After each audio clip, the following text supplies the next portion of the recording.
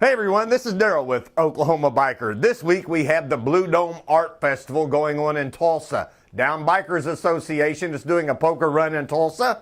Armed Forces Day poker run happening in Tulsa. Chandler Car Show going on in Chandler this weekend. And the 4th annual Law Ride. Now that's all over Oklahoma this weekend.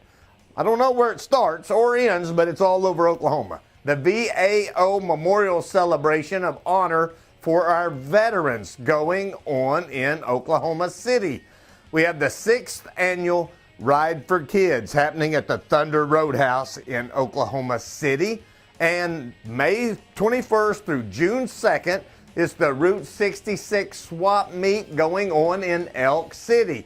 Folks, if you want to know where to go to oklahomabiker.net. I'll see you next week.